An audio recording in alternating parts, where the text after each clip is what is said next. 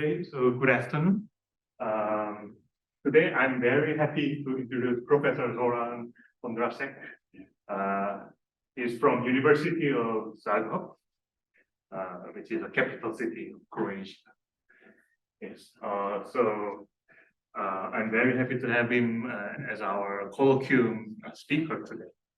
And for the first part, he is going to give a talk on the stochastic process and potential theory, the introduction.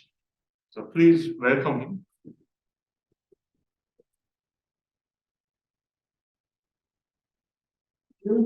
Thank you for the nice introduction and for the invitation.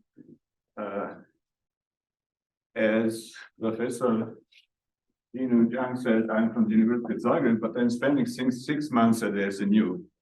And this is my actually last month in Korea. I had a great time and I'm very happy to be here in Poland to give colloquium talk. So let me start. And if you have any questions, just raise your hand, ask me whatever you want. I hope this will be understandable. We'll see about it. I'll start with something which is very simple. Okay, so here is okay, does this work or not? Stop working. Let me check what's going on. Worked a second ago. Meters.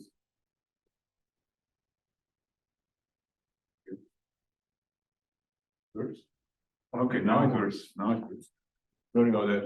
So here is the outline of my talk. So in the first part, I will just say a few words about stochastic processes, what's stochastic, the definition and things like that. Then I will switch to Brownian motion. This will be the main part of the talk where I will introduce the main potential theoretical concepts. And the last part is on isotropic alpha stable processes, which will be more or less the repetition of the second part, but this time for different kind of processes. Okay, so let me start with the definition of the probability space, which I hope you all know. So this is a triple omega fp. Omega is a non-empty set called a sample space. Script f is a sigma algebra of subsets of omega, which are in probability called events, and p is a normalized measure. So basically, omega fp is a normalized measure space, nothing else. The random variable or random vector is a mapping z from omega to Rd, which is measurable in the pair of this sigma algebra and the Borel sigma algebra. And this means that for every b in the Borel set in Rd, the inverse image of b is in F. So the inverse image of b is a set of all small omega and capital omega such that z omega is in b, which in probability we just shorten to z in b. Forget about small omega. Expectation of the random variable is just the integral of this function against the measure p of omega if this is absolutely. Okay. Now let me continue with stochastic processes. A continuous time stochastic process is a family X, which is a family xt indexed by non-negative real numbers of random variables on omega f taking values in some state space, let's say Rd. So I will be talking only about continuous time stochastic processes in this lecture. I will not mention discrete time stochastic processes. So there are at least two other points of view of stochastic process. Another point is that, so xt is a function of omega and t is a non-negative real number. So you can view x as a mapping from omega across 0 infinity into Rd, plus some joint measurability. And there is a third way of looking at the stochastic processes, which is the most useful sometimes. This is the sample point of view. We fix omega in the capital omega, and then we look at the mapping, time goes into xt omega.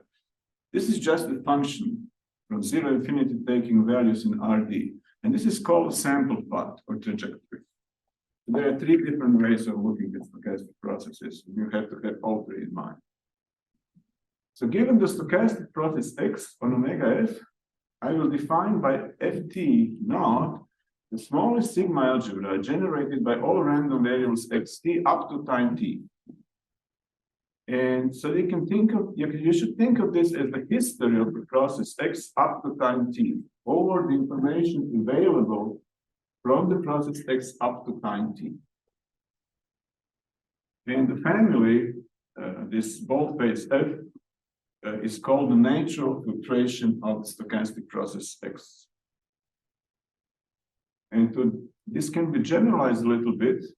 If you take any increasing family of sigma algebras Ft, so this is Ft is a sigma subalgebra of F, and I assume that this is increasing family, and this increasing family is called the filtration of omega F. And I would say that the stochastic process X is adapted to F if for all time t, xt is measurable with respect to Ft.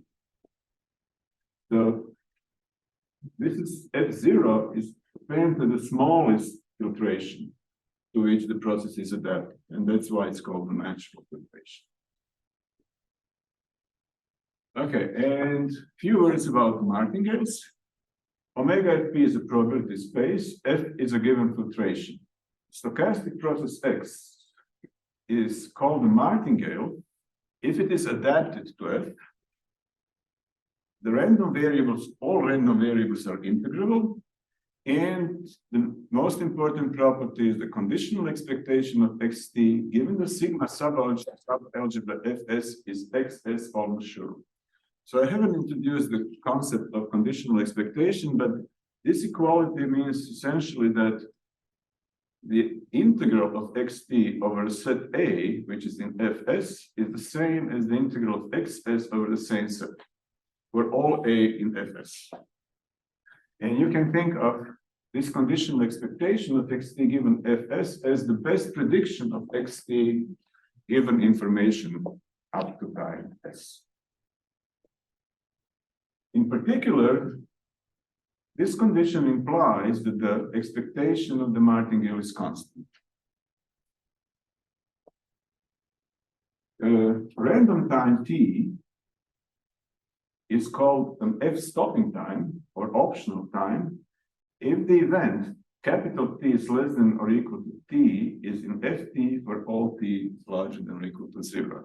So basically you can say whether the capital T has happened up to time t just by looking at the process up to time t. Typical example of a stopping time is the first entry time in certain set. What is not stopping time is, for example, the last time the process is in the set, because you have to look in the future to see whether this has happened. And one of the most important results in probability theory is the optimal stopping theorem, which says that if X is a bounded martingale and T is a finite stopping time, that not only the expectation at the fixed time T is expectation at 0, but expectation at this stopping time. But when you see this for the first time, it's difficult to understand why is this so important theorem. By using this simple equality, you can compute various distributions of stochastic processes. Okay, so that's all about stochastic process. Now let me move to Brownian motion. First, let me give a definition. The stochastic process X defined in omega Fp, taking values in R, is a standard one-dimensional Brownian motion if the following four conditions are satisfied. The first is that it starts at 0 almost surely. The second, that X has independent increments. This means that for all times S less than or equal to T, the increment, so what the process does from time S to time T, is independent of the past up to time S.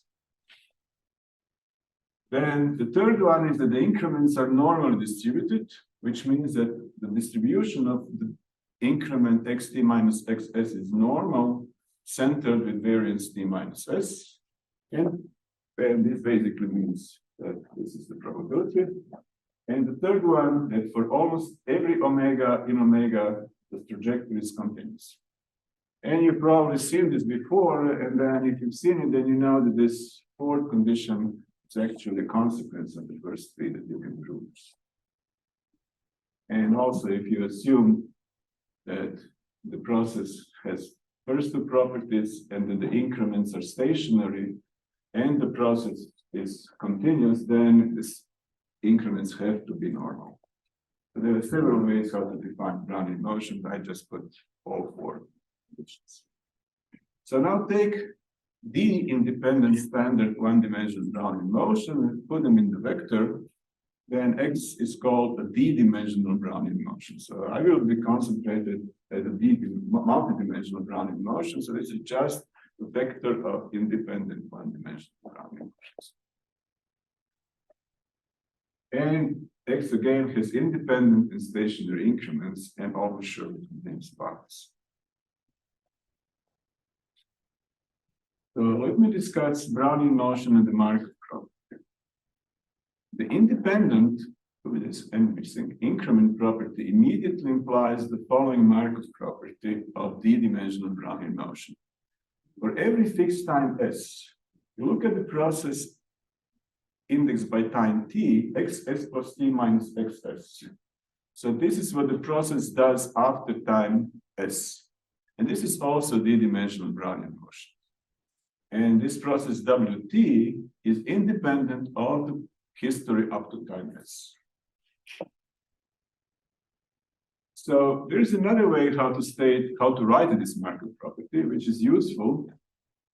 So for every x in Rd, let P sub x be the conditional probability given that the process starts at x. So this is the distribution of x started at lowercase x rather than started at 0. The Markov property can be written in the following form. Take function f from Rd in R, this is a bounded Borel function. Then you look at the conditional expectation with respect to this measure Px of the function of the process at time t plus s given the history up to time s. So this conditional expectation is the same as if you condition only on the position of the process at time s. So this is the usual way how the Markov property is stated, that conditionally on the present, past, and the future are independent. Okay, but now having these probabilities, we can write this in the following way, which is quite useful. You can stick in xs, the position of the process. So this is the expectation of the process starting at the random position xs of f of xt. And this is extremely useful way of writing. So this is another way how to state Markov property of Brownian motion. Brownian motion also has the strong Markov property, which means that for every finite stopping time t, the process wt, which is defined in the same way as above, but the only difference is that the fixed time s is now replaced by this stopping time, capital T. So this is also d-dimensional Brownian motion. So for example, if you look at the first time Brownian motion exits some set, this is a stopping time, and then you restart it, that's again what you see as a Brownian motion.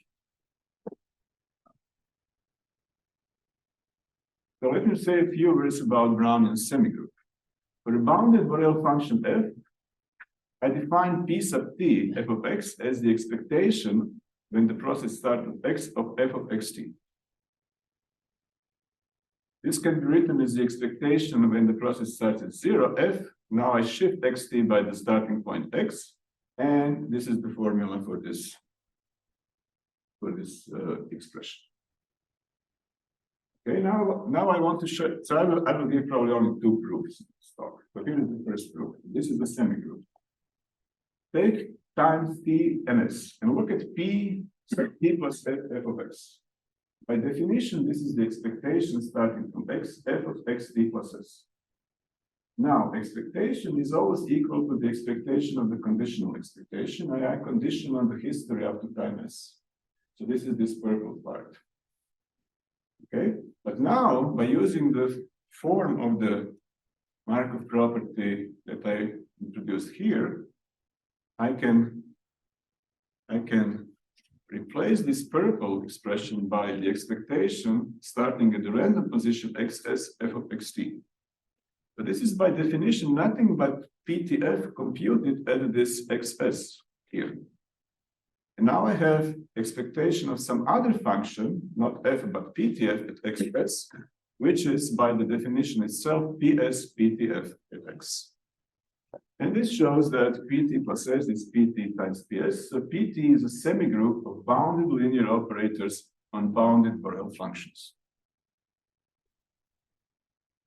Moreover, one can show that pt is a strongly continuous semigroup on the Banach space C infinity Rd. So these are continuous functions vanishing at infinity. Equipped, so this space is equipped with a supremum norm, so it's a Banach space, so I have strongly continuous semigroup on the Banach space. Such semigroups are called the Feller semigroups. You might have heard the name of William Feller. He was born in Zagreb, where I come, just as a curiosity.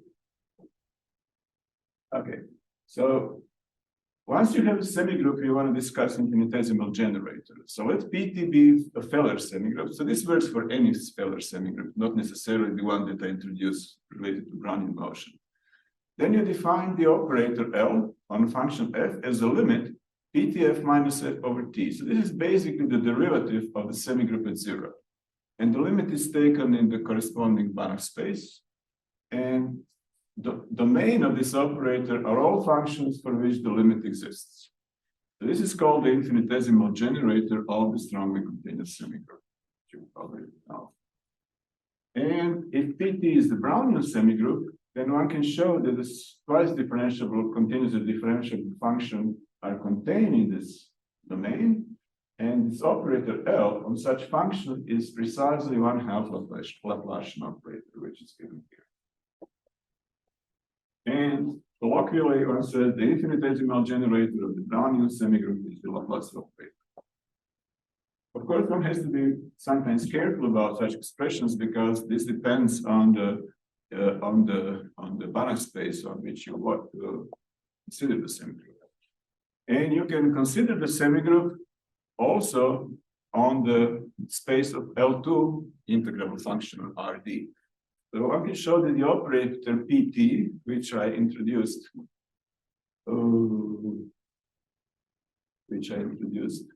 here, this operator also acts on L2 and maps L2 into L2. So PT can be considered as a semigroup on L2 as well.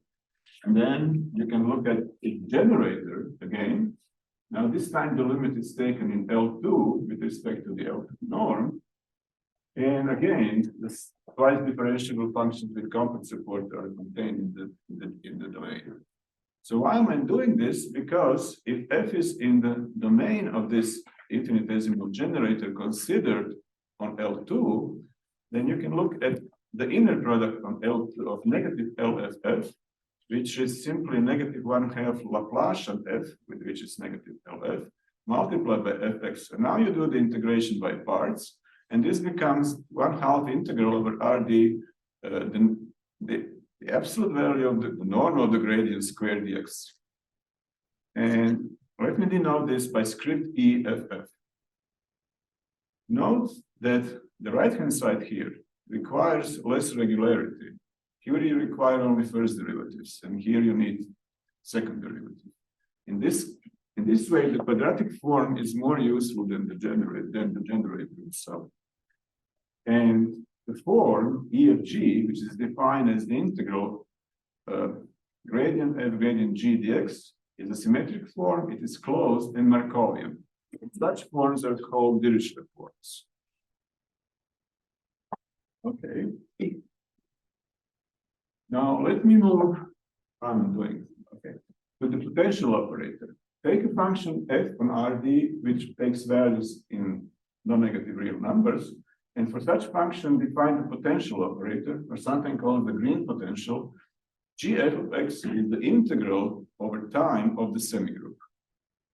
And probabilistic way to write this is, this is the expectation starting at x of the integral from 0 to infinity of the function f evaluated along the path of the Brownian motion x.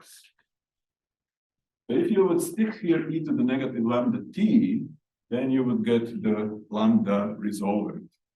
This, you can think of this as being a zero resolvent of the semigroup.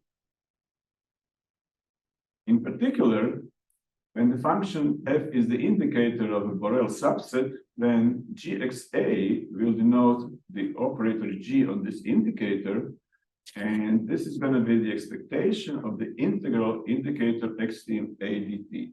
So if you think what this integral represents, this integral simply counts the time that the process spends in the set A. So with the expectation, so this is the expected time x spends in the set A.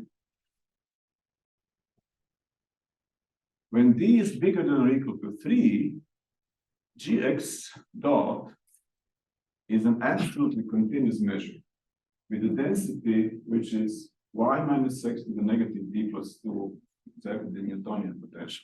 Okay, now I'm cheating a little bit because there is some constant depending on d, which I simply neglect. This is so I will neglect all constants which are irrelevant.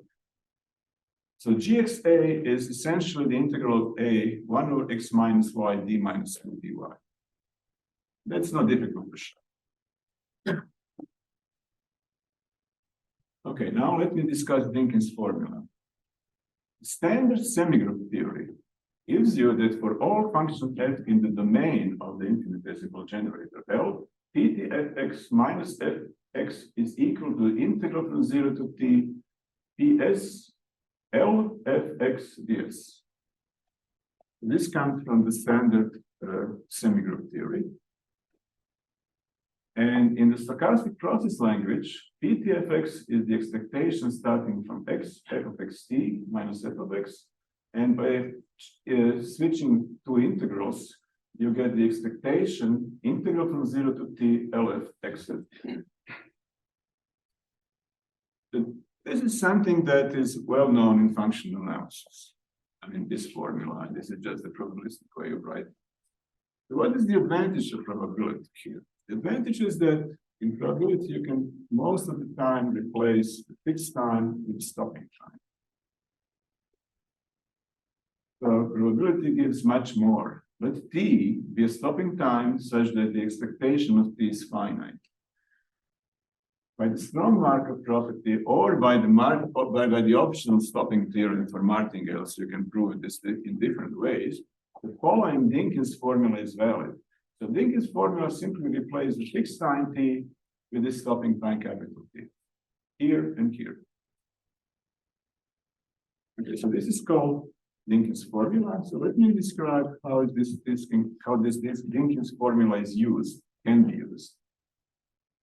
So let X be Brownian notion in Rd and D a subset in Rd, open set. Define the first exit time from D by tau D. This is the infimum of times D bigger than 0 such that Xt is not in D. This is the first time Brownian motion exits the open set D. Then for every function f which is C2 and bounded on D, and it's continuous on the closure, Dynkin formula tells you that the expectation fx tau d is f of x plus the expectation of the integral from 0 to tau d, and since the infinitesimal generator is the Laplacian, here you see the Laplacian. So what can we derive from this? Suppose that the function f is harmonic in D, in the classical sense, which means that the Laplacian of f is 0 for all x in D. In this case, this disappears. So you are left with the expectation fx tau d is f of x for each x in D.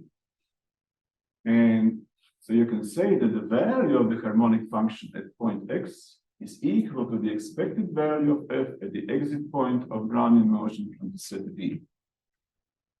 Let me put the picture. So here is your set, open set D. Here is your starting point.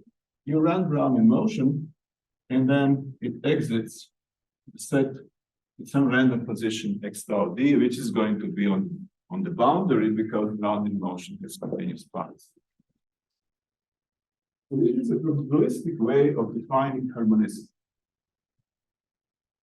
And going the other direction, as a consequence of the strong Markov property, for every ball Bxr, which is contained in D,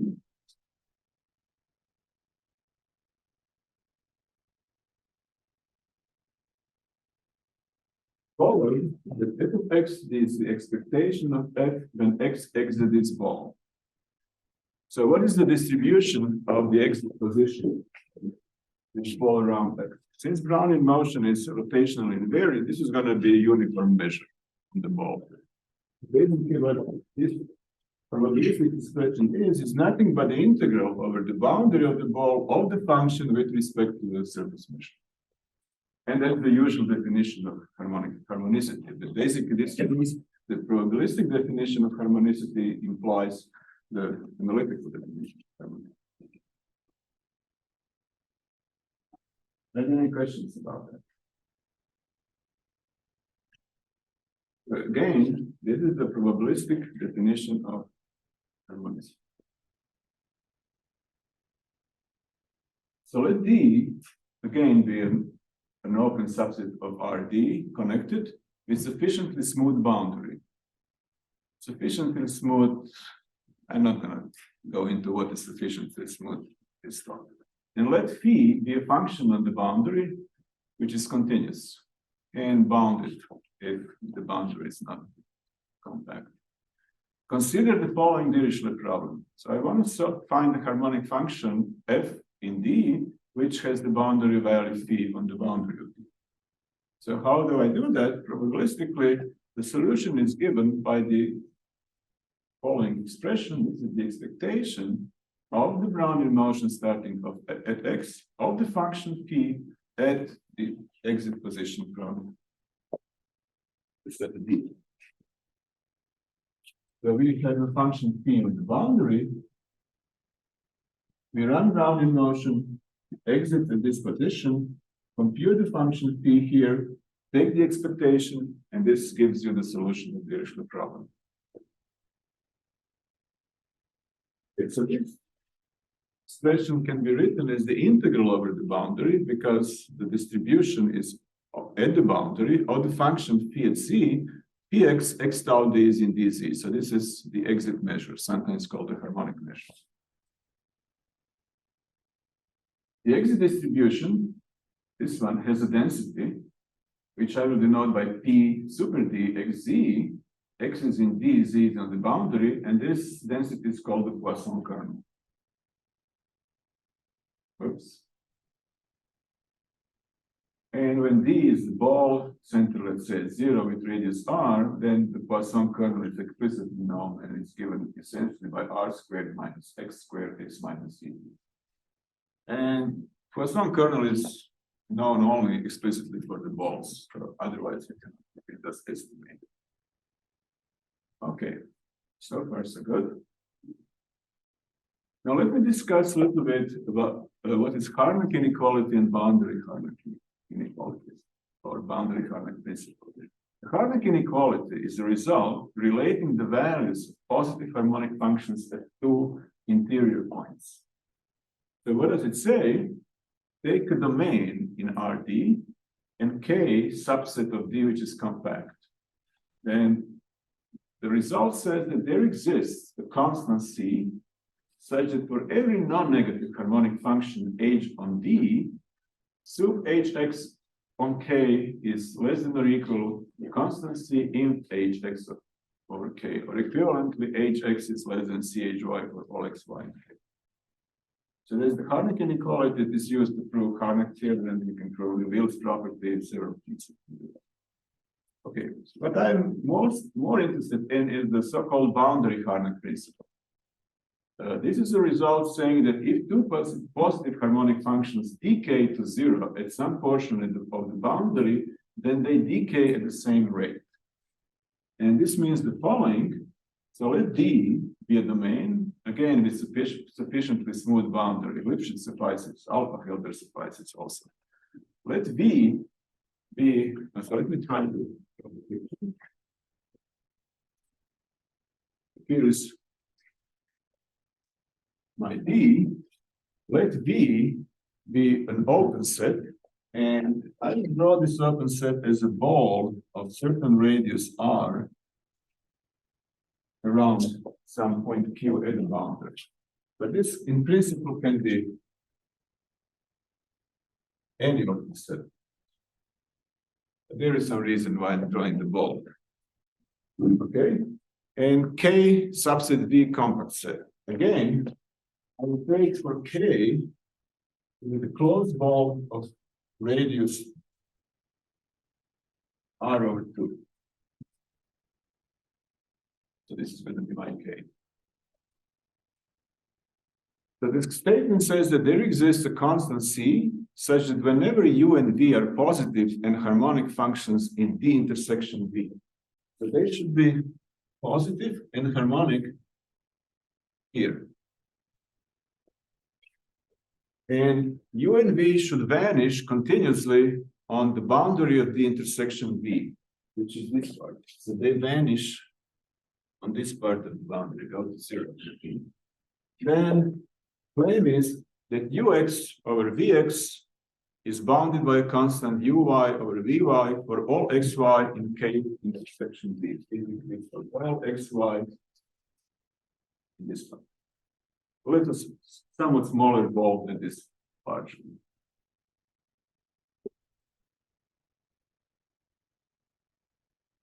Okay. So that's the boundary harmonic principle, which I will revisit later. So related to boundary harmonic principle is the so-called Carlson's estimate, which says that, again, there's a similar statement. It says that if U is positive and harmonic in this ball, D intersection BQR, and vanishes continuously on this red part, and if X is in D intersection BQR half, then Ux is bounded by a constant Ux0 for all X in this smaller ball. The Carlson's estimate is the main step in proving the boundary harmonic principle. There is another version of the boundary harmonic principle, which is valid for sufficiently smooth boundaries. And sufficiently smooth is in this talk and in the next one is always going to be C11 domain. C11 means that locally it's above the graph of C11 function. So if this is C11 domain, then the boundary harmonic principle with the exact decay rate holds. For every U positive and harmonic in the intersection V, which vanishes continuously on the boundary intersection of V, Ux divided by the distance of X to the boundary is bounded by C Uy divided by the distance of Y to the boundary. And this basically tells you that in a smooth domain, if the harmonic function vanishes at the boundary, then it vanishes at the rate which is comparable to the distance to the boundary. And if you think of the linear case, one-dimensional case, harmonic functions are just linear, which are the distance to the point. Okay. And how much time do I still have? About 15 minutes. Okay, so let me now rush a little bit. Kill Brownian motion. So we started the Brownian motion RD, take an open set, and define the exit time from Brownian motion from time D. And now we define a different process, X super D, which is defined as follows. If time t is less than the first exit time, this is just xt. And if it's bigger than tau d, then it's some extra point delta, which is usually called the symmetry. So basically, this means that at time tau d, we kill the process and send to the symmetry. And this process is called the killed Brownian motion, or if you don't like kill, then you can call it parted Brownian motion. This is again a strong Markov process. And for this process, you can again define the semigroup. Pt super d f of x is the expectation f of this new process. And in terms of the original Brownian motion, so this is the expectation f of xt, but on the set that t is less than the first exit time. And then you define the potential GDF in the same way, you integrate the semigroup. So this is going to be the expectation of the function along the Brownian path, but only up to the first exit time. So these are called the killed semigroup and the green potential of D. The measure GDX has a density, which is called the green function of D. And this green function can be computed explicitly as the original green function, and then you subtract actually the value of this function at the boundary. So this is the usual construction of the green function. It's written in the probabilistic way. Oh. And this function is symmetric, although it doesn't look at the first sight. It is harmonic as a function of, let's say, second variable outside x, and vanishes at the boundary of D. Actually vanishes at the regular point. I'm going to use this. And if D is the bounded C11 domain in Rd, and D is bigger than or equal to 3, then the following sharp two-sided estimates holds. So first of all, you cannot usually give, I mean, most of the time, almost always, you cannot get the explicit expression for the green function D. The best you can do are the sharp two-sided estimates. So this here means that the quotient of the left-hand side and the right-hand side stays bounded between two positive constants. And these are the estimates. So they consist of two parts. One part is the Newtonian kernel, which is the value of the free green function. And then the red part is what happens at the boundary. At the boundary, you see the decay at the rate distance to the boundary, both for x and for y. Okay. And that's the end of the second part. Now we will repeat most of this for isotropic alpha stable projects.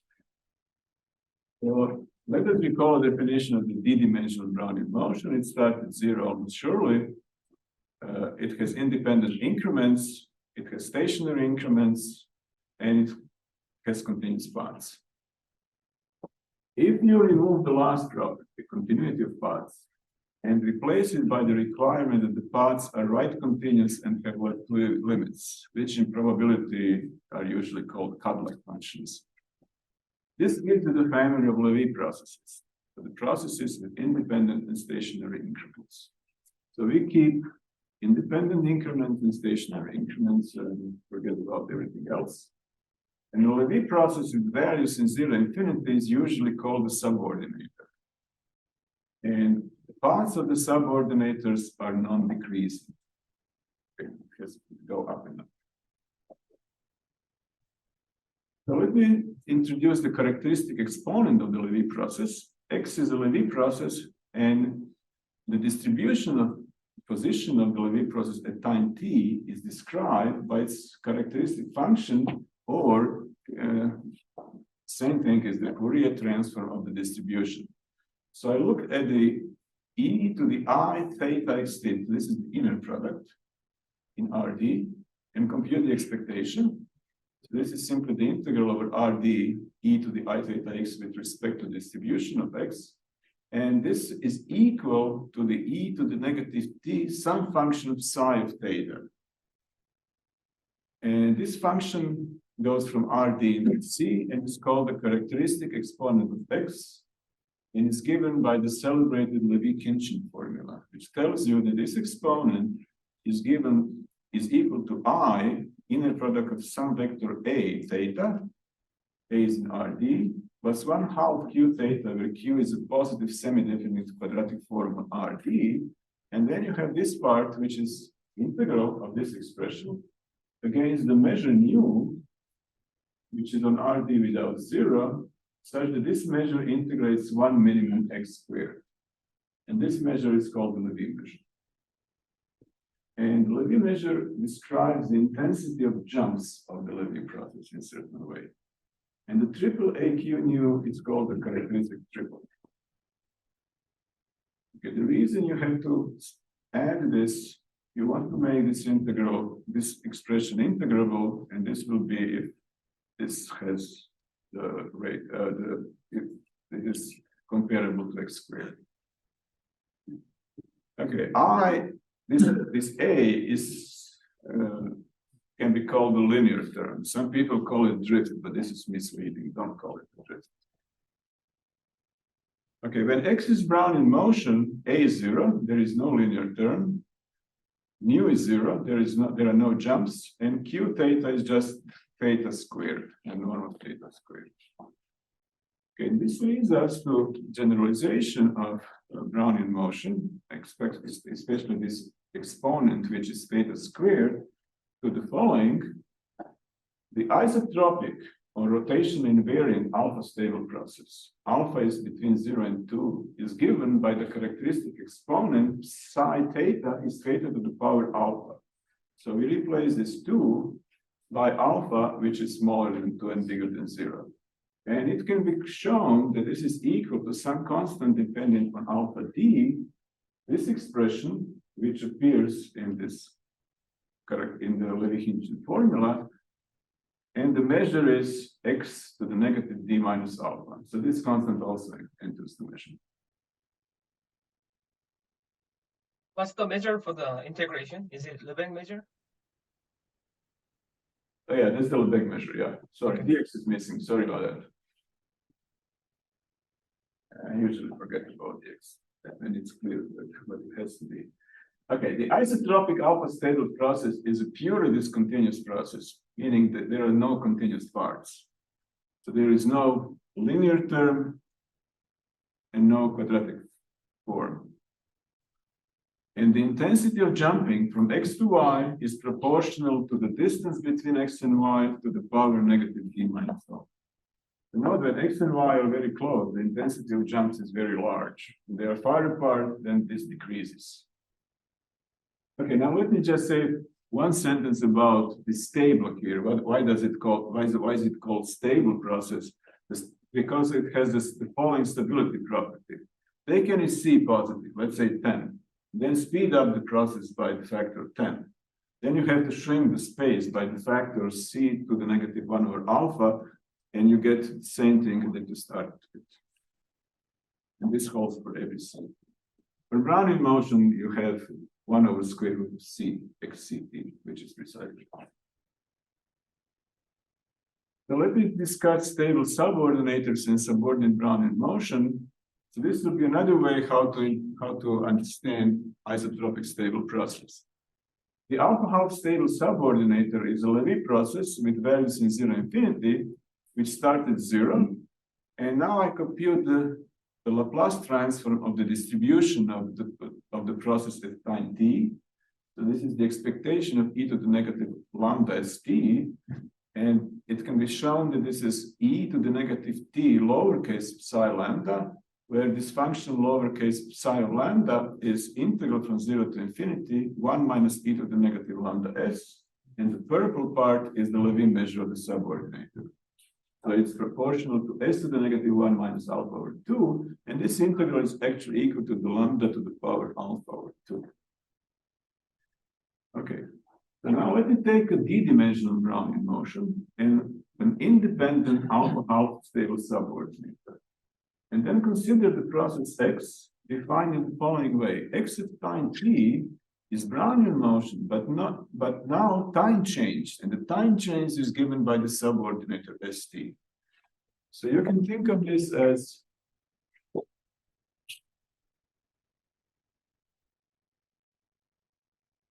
here is Rd, and you start running Brownian motion, but then there is a subordinator that kicks in. So subordinator picks up only certain times. So basically what you see are only certain points on this trajectory. And this process is called subordinate Brownian motion because you subordinate Brownian motion by a subordinator. Okay, so here is the second proof in this talk. Take t bigger than 0 and take an Rd. I want to compute the Fourier transform of xt. Xt is bst, so I can replace it by bst. Now b and st are independent, so this expectation is nothing but the integral from 0 to infinity of the distribution of this st in ds, and I can replace st by lowercase s here by independence. Okay, this I know. This is e to the negative s theta squared because that's the characteristic exponent of Brownian motion time s. So I'm integrating this against distribution of s at time t. And when I integrate e to the negative something p, I get e to the negative t psi of lambda. And psi of lambda is lambda to the alpha over 2 for this stable subordinator. So instead of lambda, I have theta squared. Negative t is here, and theta squared goes to alpha over 2. So what I end up with is e to the negative t theta to the power alpha. And this tells me that this xt, this subordinate Brownian motion with the alpha stable subordinator, is nothing but the isotropic Levy process. And that's the good way how to understand the isotropic Levy process. You just pick up some points in Brownian path according to the stable subordinator. Markov property in the semigroup. The independent increments property implies the Markov property of the isotropic stable process. As I said, now I will go quickly and repeat what we know about Brownian motion. The strong Markov property also holds. For the bounded Borel function, I can define the semigroup as just as before. This is the expectation of f evaluated at the process at time t. Pt again forms a strongly continuous semigroup on the Banach space. It's a scalar semigroup. Now I can look at the infinitesimal generator of the semigroup. So this is the same definition as before. Now the difference, and this is the main difference for the semigroup corresponding to the isotropic alpha stable process. It holds again that twice continuous differentiable functions are contained in the domain. And the generator is given as the principal value integral over Rd fy minus fx divided by y minus xd plus alpha. So this is the intensity of jumps. And this principal value is simply the limit when epsilon goes to 0 of the integral over y minus x bigger than epsilon of this thing. Why is it the principal value integral? Because this kernel blows up. So this is a singular integral operator called the fractional Laplacian and is denoted by delta to the power alpha over 2. This operator is a non-local operator, which means that the value of delta alpha over 2fx depends on the value of the function f in all of Rd. We're integrating f over all of Rd. And this should be compared with the Laplacian, which is a local operator. Its value at x depends only on the values of f in the neighborhood. It's a differential operator. Okay, and this operator Pt also maps L2 functions into L2 functions. So Pt can be considered as a semigroup of L2. And then we look at the infinitesimal generator in L2. And for f in dl, again, I look at negative LF, inner product with f in L2. And this time, this is going to be 1/2 double integral over Rd fy minus fx squared, x minus y to the negative d minus alpha. Find some constant, which I neglect. And I denote this by EFF. And again, you can see that this quadratic form requires less regularity because now if the function is C1, and then the gradient you'll have this gradient somewhere x minus y, and then you will have x minus y squared. So there will be an extra cancellation in the integral. So you need less regularity when you consider quadratic forms. And this form is again symmetric closed and Markovian, and again, that's why there is the form. There is x missing again here. Yes. What do you mean by the form is Markovian? Markovian means that there are several ways to define this. So if U is in the domain of the form, then it follows that the function U minimum 0 maximum 1 is again in DE, and that E, so let me call this V, and that E dV is less than E UU. So this, you can say that the contraction operates on the unit contraction operates on the form.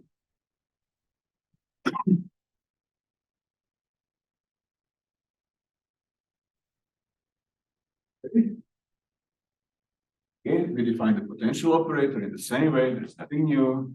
In particular, gxa is going to be the expected time x spends in A. But this time, when d is bigger than alpha, gxa is absolutely continuous measure with the density y minus x to the negative d plus alpha, which is called the Rees potential. So we don't get the Newton potential, we get the Rees potential, and so this is the expression for gxa. Again, I discussed stable process and Dynkin's formula. X is an isotropic alpha stable process in RD. D is an open subset of RD. Then I define the first exit time from D in the same way. And then this is what Dynkin formula tells me. Okay. Now, what is the difference? The main difference, when you consider Brownian motion and the isotropic stable process, so you start the isotropic stable process from the point X, and then it goes and jumps. You cannot draw this because it jumps, the set of jumps is dense. So this is just caricature. And then when it exits, it jumps out. It's not on the boundary. So X now D is outside D bar. So in particular, if F is harmonic here, in the sense that LFX is 0, then you have this mean value property again. The value of the harmonic function at the point X is equal to the expected value of F at the exit point of the stable process from the set D. But the difference is that if D has sufficiently smooth boundary, ellipsis is again enough, X tau D is the complement of the closure. The stable process exits D by jumping out of the complement of the closure. So here is the probabilistic definition of harmonic function Poisson kernel exit distribution. The function h from Rd to 0 infinity is said to be a regular harmonic in an open set D with respect to the isotropic stable process if h of x is the expected value of h at the position when x exits D.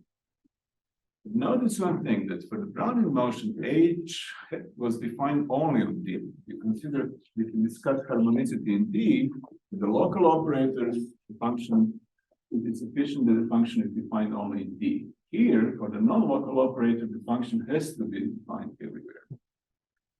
And the exit distribution has a density again, and again, this is called the Poisson kernel, but this time Z is in D complement, not in the boundary. So you may ask why there is this word regular, because there is another type of harmonicity, and these are singular harmonic functions, or just harmonic function. Function is harmonic in an open set D, if for every open U, which is strictly contained in D, the following mean value property is valid. And by the strong Markov property, one can easily show that regular harmonic function is always harmonic. But the converse is false. There are functions h on Rd, which are singular harmonic in D and identically equal to 0 on D complement, which means they cannot be harmonic. Harmonic inequality is again valid for non-negative harmonic functions with respect to the stable process. But there is another version of harmonic inequality which is well suited for jump processes. So it says the following, that there is a constant C, so that for any L, any R between 0 and 1, and all points x, y, and Rd, which are a certain distance, so x minus y is less than LR, and any non-negative function of h, which is harmonic in the union of ball of radius r around x and y, centered at y radius r, the following holds. So basically, you can compare the value of harmonic functions at points which are far, far away. And harmonicity for jump processes need not be defined for connected sets. You can have disconnected sets. So this can be two different components. So if the process can jump from one component to another, you can compare harmonic functions. Boundary harmonic principle is similar. D is an open set. There exists a constant C such that for any boundary point Q, any R positive, and any non-negative function U and V on Rd, which are regular harmonic in D intersection DQR, can vanish Okay, now there is a difference. You don't ask for the function to vanish continuously on the boundary. You ask that it vanishes in this part, some neighborhood of the boundary outside. And then the conclusion is the same. So this boundary harmonic principle was first proved in 1997 by Krzysztof Bogdan for D. Lifshitz, and then Renning Song and Yang Mei Wu proved it for the so-called kappa fat open set. And finally, Bogdan, Kulczycki, and Kwasniewski in 2008 proved this boundary harmonic principle for arbitrary open set. So there's a big difference when you compare with the Brownian case or Laplacian case. For the boundary harmonic principle for the Laplacian does not hold in every open set. You need some regularity of the boundary. And here, since the process jumps over the boundary, essentially you don't care about regularity of the boundary. And in case D is C11, one has a boundary harmonic principle with the exact decay rate, and the decay rate is the distance of the boundary power alpha over 2, which corresponds to the Brownian motion. When alpha is in 2, you get distance to the boundary. Okay, then you can introduce again the Kilt stable process. This is before in the Kilt semigroup, and then you can look at the Kilt potential in D. So GDFX is the expectation of f of xt from 0 to tau d. So that's the same thing. There's no difference. And this measure GDX has a density, which is called the green function D again. So you have the formula, the expectation from 0 to tau d of f along the path is equal to the integral over d, the green function, g dxy multiplied by fy against the Lebesgue measure. Okay, and again, this function is symmetric. It is harmonic in D without x and vanishes at regular points of the boundary. So there is no difference. This is the same thing. And if D is bounded C1 an open set in RD and D is larger than alpha, then the following sharp two-sided estimates hold. Again, you have the part which comes from the free process, x minus alpha, y to the alpha minus d, there is kernel, and then you have the boundary part. And the difference is that you have the power alpha over 2 here, and in the case of Brownian motion, there the power was 1. And this result was proved independently by Zhenjin Chen and Renming Song in 1998 and Tadeusz Kulczycki in 1997. So this is a little bit like 25-year-old result. So this was sort of the beginning of the potential theory for a jump process. So this 1997, 1998, and I already mentioned the boundary harmonic principle 97 by Poisson in 99. And I hope I have 2 minutes. Do I have 2 minutes? Yes. Okay. So I don't want to give any proofs, but I just want to say one thing. What makes this for the jump process is what is one of the main tools in proving things. This is the so-called Levy system. So assume that you have a function Rd times Rd, which is non-negative for L. Suppose X is isotropic alpha stable process, although this holds for any Levy process with jump kernel, which is given like this. And let's say that D is subset of Rd. Then the following Levy system formula is valid. So you look at the function f, evaluate it at the left limit of the process and the process itself at time s. And you sum over all times s less than tau d. Okay, one thing that I didn't say, which I should have said, that the function is f is 0 at the diagonal. So then there is no jump, you don't sum anything. And then you compute the expectation of this. And this turns out to be equal to the expectation of the integral from 0 to the first exit time from D, all the integral of Rd, and now you compute the function capital F x s y, and then there is a jump kernel j x s y dy ds. Okay, in particular, here is a very important application of this formula. Take a function lowercase f, which is function on Rd. Take U subset of Rd such that the closure of U and D are don't intersect, and define capital F as indicator dx, indicator uy, f of y. Consider the expectation of the function f when it exits, or the process when it exits D, but you just want to look at the process when it exits D and lands in U. This can be written as the expectation of this sum. This looks strange at the first sight, but if you look at this, U is D. Here is U. This product of this indicator is going to be different than zero only if xs minus is in D and xs is in U. And this happens that for s less than or equal to tau d only at time tau d. Only when you jump out, x tau d minus is here, and then it jumps, and here is x tau d. So this sum is essentially trivial. There is only one term. But I want to write it this way so I can use the Levy system formula. By the Levy system formula, this is going to be the expectation integral from 0 to tau d, and this integral will be the integral over u. This comes from this indicator u, fy jxy dy. And this purple thing is nothing but the okay, so this is some function of xs. And according to the formula that we had here, this is the same formula. When you integrate from 0 to tau d some function along the process, you get that you get the integral of the green function of this of that same function. Okay, so this is what we get.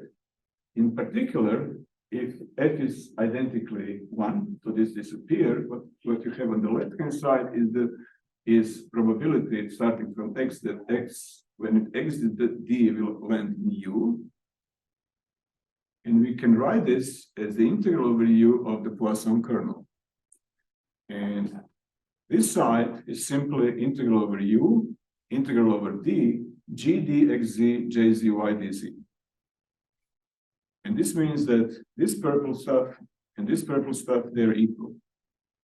And this gives you the very precise formula for the Poisson kernel, the density of the exit distribution in terms of the green function and the jump kernel.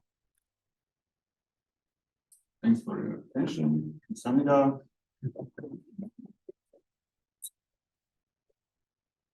Is there any questions from the audience or online? So what's the physical motivation of the isotropic alpha stable process? Sorry, can you repeat? Yeah, what's the physical motivation of the isotropic alpha stable process? So what natural phenomena it can be? Okay, there are several things in the literature that are modeled by jump processes, but I don't know much about it. I mean, people try to motivate this, and okay, right now I cannot tell you any physical interpretation, but there are many. They're in the literature. I see. Thanks. I'm interested in the mathematical part. Sorry. No problem. Thank you. Mathematical physics. There is a well-popular using equation called Fokker-Planck equation. For Fokker-Planck, we have Laplacian, but then these days there are several equations that we use a fractional Laplacian. Yeah, there are many things with fractional Laplacians. Some of them come from physics, biology as well, I think. Also the Boltzmann equation, the long-range interactions. And there we actually, I have some question on the isotropy of the stable process. Yeah. So in some cases of physics, we also have some anisotropic situations where the fractional Laplacian has not just the isotropic distance, but actually we have some anisotropic distance by some different metric or etc. Is there some theory developed for the anisotropic stable? Yes, people consider different which are not necessarily isotropic, but then the theory is a little bit more complicated. Yes.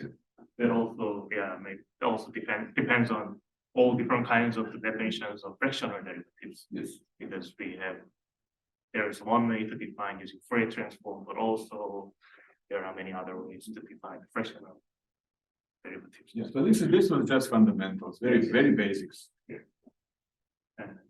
Thank you.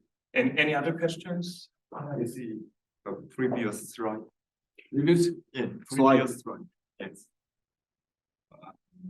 If I regard the f function as a kind of cost, then can I see the formula, expectation formula as total cost of the process? Can I see the formula as total cost?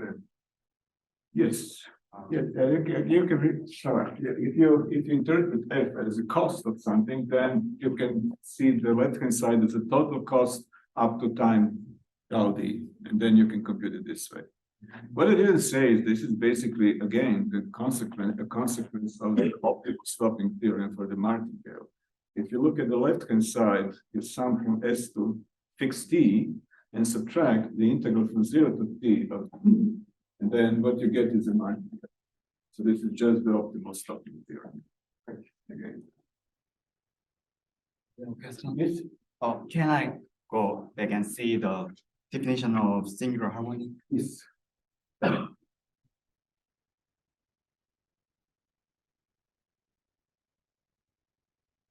I think the regular and singular harmonic is defined by the expectation. And is there any direct relation between the ordinary harmonic defined by Laplacian?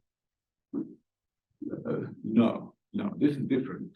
That's just This is pardon me? they just have a similar property, so we call this the harmonic.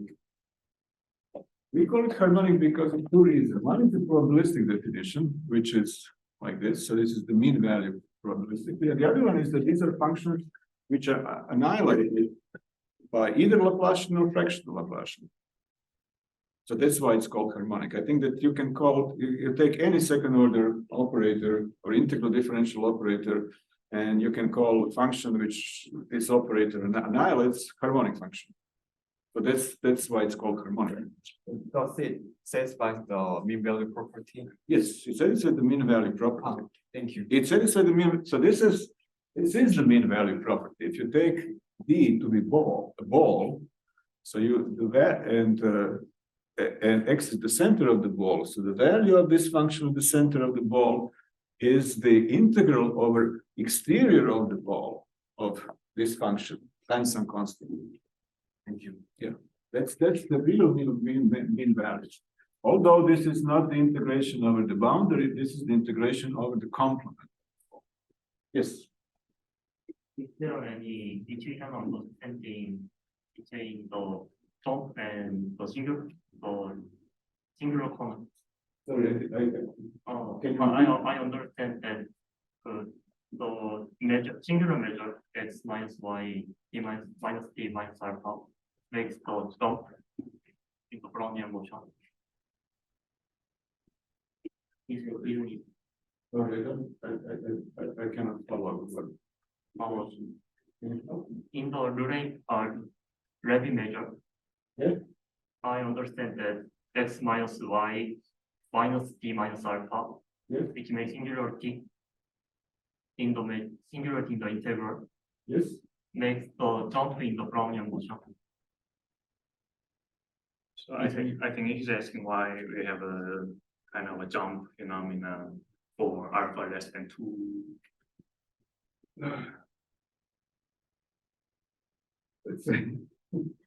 It just happens like that. I don't have the real answer. I mean, there are many results that so when people are proving results for fractional Laplacians, and there are many results which take care of the constants very very carefully so that in the limiting case, you get the results for the ordinary Laplacian. But I don't know how to answer your question. Why is this alpha is equal to just this kind of phase transition? It just is. It's very mysterious. Yes. Non-local one becomes So like local. yeah, non-local becomes local. So it's difficult to see. I don't know. This is more like a philosophical question. Thank you. Okay.